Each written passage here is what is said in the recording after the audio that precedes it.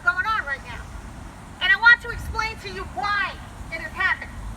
The reason that we are here is because there has been historic, consistent confusion about what is easy and what is hard. We're confused about this.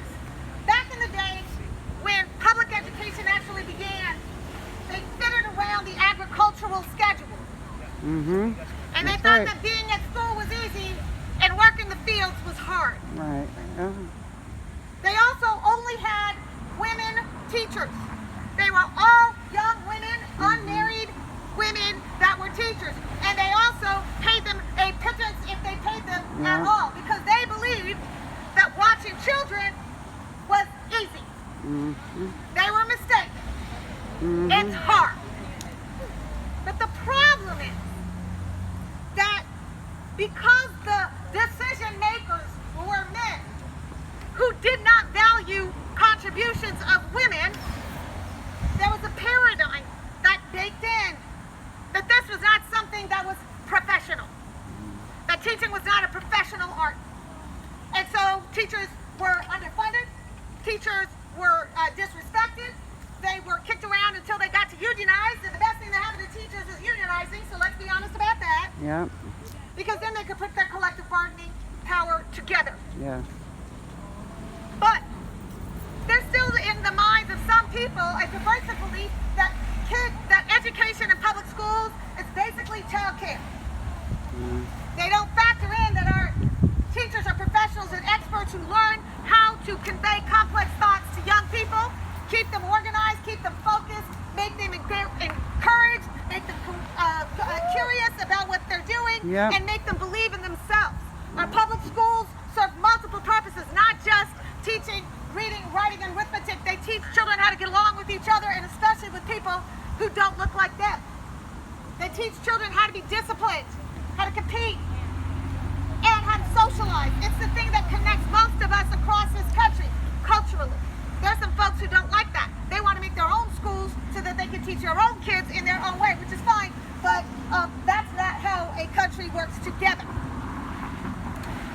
But the real problem now is that the perception is putting kids back in school is easy, but containing coronavirus is hard. And so they just feel like they don't need to contain it first. Because if they have to contain it first, that means shutting things down, that means mandating masks, that means stopping people from doing things they want to do, that means all of us working together, that means all of us sacrificing a little, that means all of us giving a damn about each other. That's hard. It's a lot easier to say, go back to school.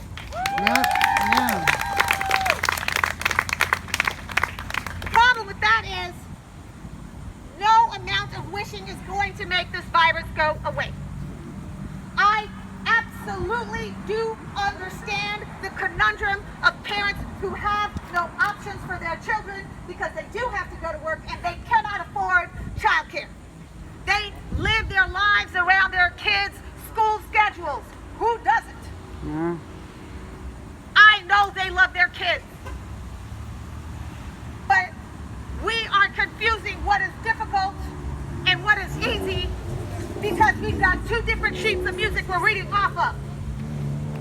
We understand that coronavirus is extremely contagious, deadly, and not understood. It's evolving what we know about it. But what we do know is that it can kill a whole bunch of people. And more importantly, the most important component we know is that people can transmit it without knowing they carry it at all.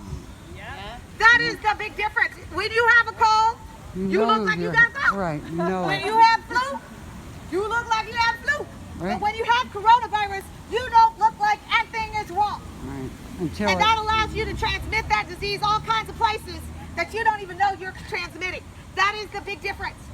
The second miscalculation here is that once Donald Trump started calling it a hoax, it was very hard to unchange that impression in people's minds. Right. And so there's still people walking around thinking that we're overreacting. Yeah. And so they think, well, if you just go back to school, then the parents can go back to work. And if the parents can go back to work, then our economy could get chugging along again. But that, my my friends, is the easy thing. The hard thing is going to be when a cluster of children come up sick Yeah. in 2, 5, 10, 15 schools. And then the board will have to figure out how to pay the claims of their parents, how to shut down those schools, how to restart in the middle of the year. They're going to have to figure out how to make pods and transportation alternatives. It's not going to be easier 3 months from now because it looks easier now. Take the That's lesson exactly- from the Major League Baseball. They did everything right. They had all the resources. Trust me, Major League Baseball has more resources than Mountain County. Amen. There you go. Yep. And Yep. they couldn't get it under control Yeah. either. Their great plan is falling apart because the teams are spreading illness. Let's Yeah. learn from that. Yeah. The same You is would- true with the public schools in Israel. They thought they had it under control. They reopened and everything was copacetic until it wasn't. And then all these people got sick, and then they had to go back to shut down, and they had to start over. That is the consequence of following the instincts of the people who would rather do the easy thing than the hard thing. Containing the virus is the sine qua non to opening anything, including schools.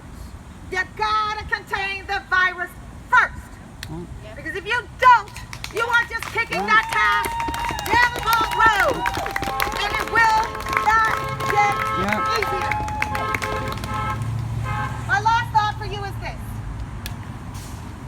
If we think that opening schools now is the easy thing and having to shut them down later is the hard thing, what do you think about having to go to the funeral of someone you love? Mm-mm.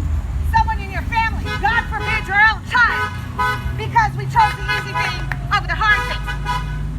Let me tell you something, there is nothing harder than grieving your child. Mm. There is nothing harder than grieving your loved one. And so while it seems like they're trading the hard thing for the easy thing, quite frankly, this board is setting Martin County up for the hardest conceivable thing, Yes. which Yeah, is it is. losing people we can never, ever replace. Yep. Amen. Yep. Yep.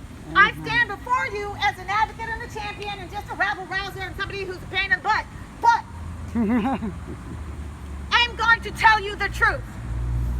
This is all political Yeah. because this is all about trying to create a political narrative. Yeah.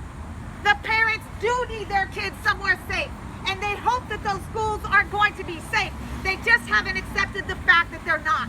That is why they are where they are, we are where we are, and the facts will play out. But the problem is, in this case, those facts play out in your child's health, in your teacher's health, in your staff's health. And that's too big a price to pay. No help. I can't do much about it right now other than to tell you that I stand with you. The good news is I'm a hop, step, and a jump away from Washington, D.C. I'm running to represent you in Congress, and y'all know that I'm loud.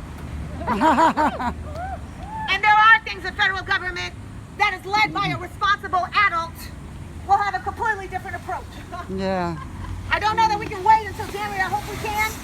I don't know what's going to happen between now and then, but what I do know is I will not stop fighting because I will never, Never. ever trade the easy thing for the hard thing when the hard thing is grieving fellow Americans. My name is Pam T, and I thank you for giving me this opportunity. Thank you.